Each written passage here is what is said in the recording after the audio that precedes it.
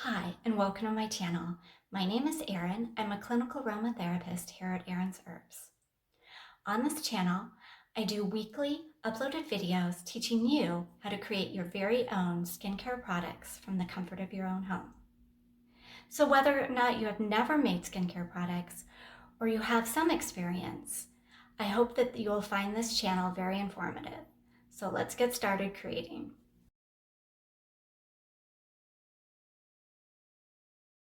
Today I'm going to show you exactly how I make these tiny perfume lotion dots.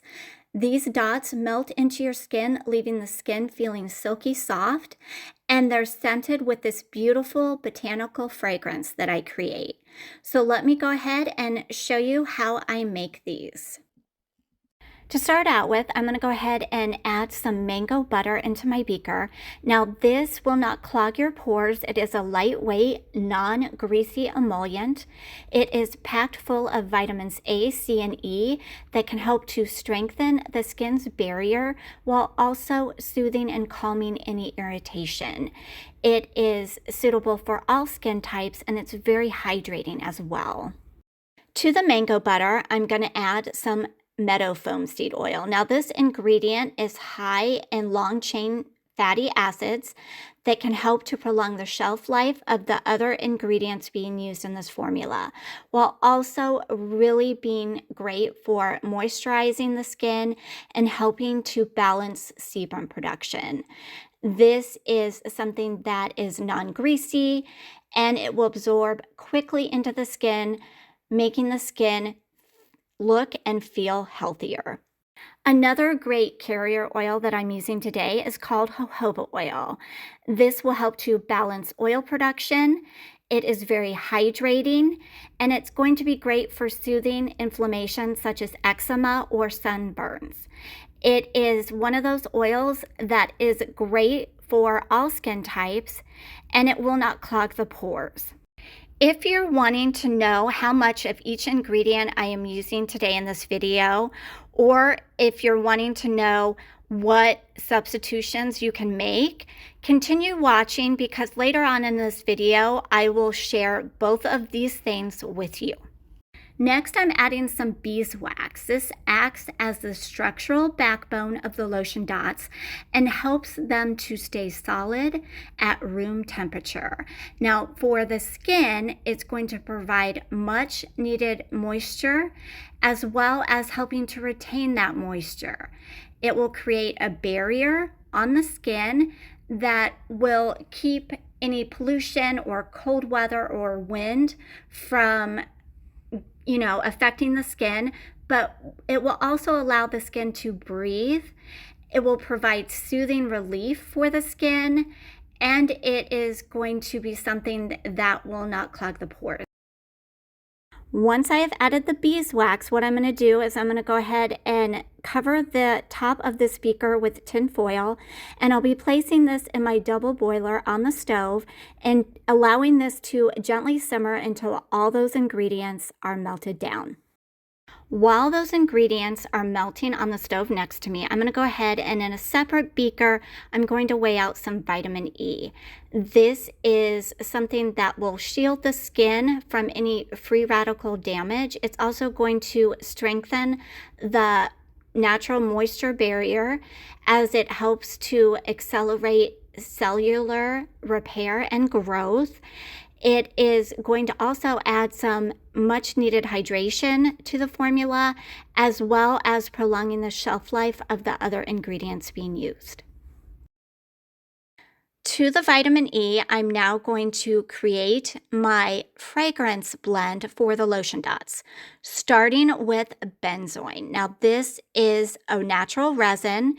It will act as a fixative, and that simply means that it is going to help the scent of all the essential oils that I'm using to last longer on the skin, so you'll smell the fragrance longer. And this has a very warm and creamy, sweet vanilla-like scent to it. For the bottom note, I'm adding some cedarwood essential oil. This has a very robust, woody aroma to it. For the middle note today, I am using geranium essential oil. This has a very sweet rose-like scent to it that's also minty with a slight citrus undertone to it. For the top note, I'm using Bergamot FCF. This has a very bright and citrus scent to it. Now that I've added my essential oils to the vitamin E, I'm going to go ahead and stir these ingredients really well. I wanted real quickly to go ahead and give you a look at the mold that I'm going to use today to pour the ingredients in for the lotion dots. As you can see here, all of the ingredients are nicely melted down. So what I'm going to do is I'm going to pour everything from this little beaker into the larger beaker. And then I'm going to stir the ingredients really well just to make sure that they're evenly combined. Now you want to do this step pretty quick because it tends to become hard fast. And then once the stirring's done, I'm going to simply pour everything into my mold. Now I did notice off to the side that I did spill a little, and that's okay. Once I am done pouring all of the liquid into my mold, I'm going to take my scraper tool here and I'm just going to go ahead and push any extra that might be sitting on the top. I'm going to push it all the way down to the other holes just to kind of fill them up. And then once I'm done with that, I'm going to allow this to sit on my counter until it is semi-solid.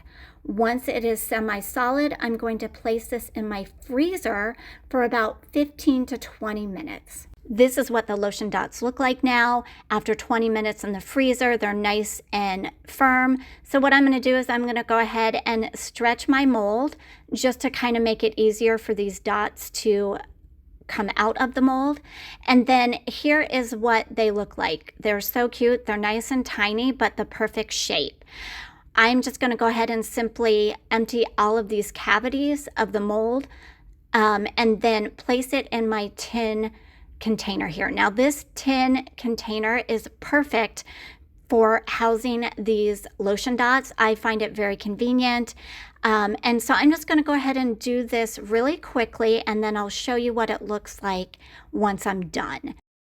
So here's a look at what the lotion dots in my container look like. They came out so nice. I really enjoyed working on this formula, and I hope you enjoyed it as well. To use these lotion dots, you can either put it directly on the area of skin you're wanting to apply this to and allow it to gently melt onto the skin, or you can gently rub it into the skin like I'm doing here.